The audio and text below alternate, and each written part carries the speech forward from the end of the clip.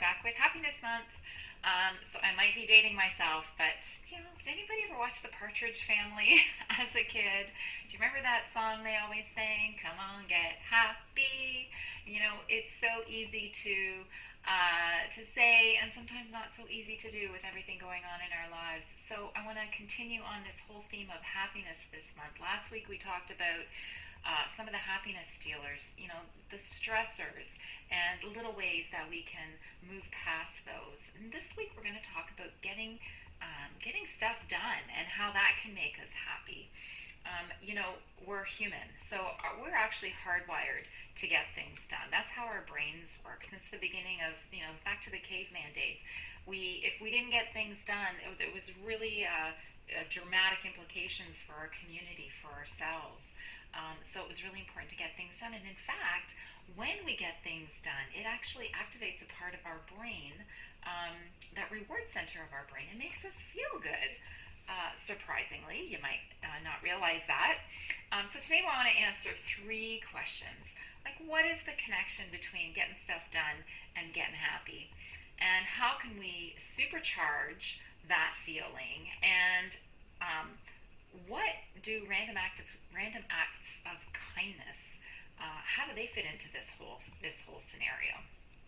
So number 1, get stuff done, get happy. What am I even talking about? Well, I'm sure that you have seen this in your own life. I mean, with just little things. I know that I cleaned out the front closet last weekend, and I felt like $1,000,000 when it was done, just by cleaning out a little closet. Because we have a small home with 6 people and a dog living here, and things are tight, and I love it. But at the same time, we don't have a lot of room, and when there's chaos around you, when there's a little bit of chaos in the environment around you, it really affects you. And so just that little task that I did, that micro task of cleaning out that closet, made me feel so much better.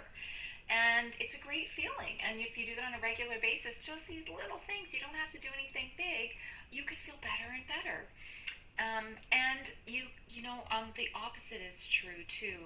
If we don't feel like we're doing anything meaningful, or that we're not really contributing in our lives, sometimes that can make us feel really, sad, and just it drains our energy feeling that way. So the best thing we can do is really find something that makes us feel productive. And like I said, it doesn't have to be anything really big. So next time you're feeling a little bit down, rather than reaching for the chocolate or whatever that is, honestly, it's going to sound weird. Go clean a bathroom. Go organize a closet. Go do a load of laundry. I know they sound small and insignificant, but you know that saying, an object in motion stays in motion. An object at rest stays at rest. So you want to get yourself into motion, practicing by just using these little micro steps, feeling some success just by these little steps that you've taken. And that success, that increased motivation will propel you to start to do the bigger things that are really going to move the needle for you in your happiness. How can you supercharge that feeling? Well, we're going to talk in a minute about how helping other people really elevates that for you. But, what's really important is doing things like volunteering. Go to a soup kitchen. Help out at your local animal shelter. Offer to babysit a friend who hasn't, maybe somebody has a new baby and they haven't been out in a while. Do something for someone else that is going to, and by doing that, we're actually activating the reward centers of our own brains. Not only are we helping the other person, we're helping ourselves. And this is where random acts of kindness all tie into this. So a random act of kindness is just, like a sweet surprise that we give either somebody we know or somebody we don't know. And it doesn't have to be huge. It's just a good deed that helps somebody else out, and by doing that helps us feel better. So it could be shoveling the neighbor's driveway. It could be just sitting and talking to somebody who, feels lonely. It could be a smile to somebody. It could be paying for the coffee for the person behind you in line at the coffee store. A few Christmases ago, I ran a random act of kindness challenge during the month of December. And one day I got up and I looked out the window and it had been snowing out. It was a beautiful day, like it was earlier in the morning, not too early.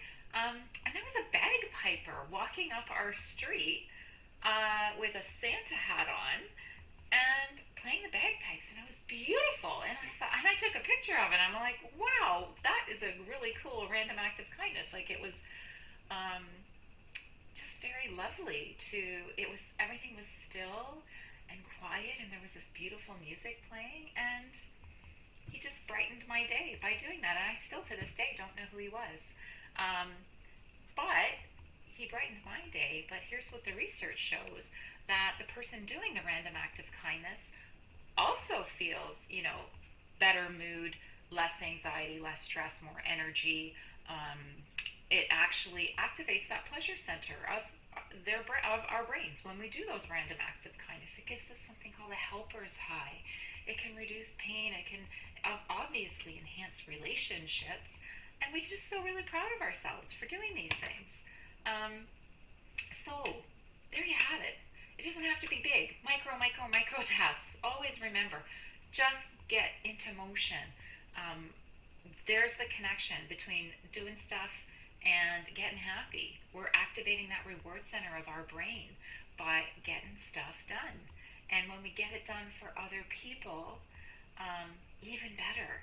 If we're doing it, it's something that we do for our family. Sometimes, it feels good, but sometimes just that random act of kindness for a stranger is that thing that's just gonna make your heart really full. And yeah, so let's get on that. Let's get on that happiness train. I hope you have a beautiful day. I want to leave you with this quote from John Barrymore. And I love this quote because it's all about being open to the happiness. Because sometimes happiness, well, what he says is happiness often sneaks in through a door that you didn't even know you left open. So just be open to allowing it to come to you, and to trying these little things. Thanks for listening. As always, grab your freebies down below. Surviving the Holidays. It's quite a lengthy ebook with a workbook inside it that can help you get through this stressful time. How to help your child with anxiety, 7 simple ways to de-stress, and building a communication style all your own. Help yourself with relationships. See you soon.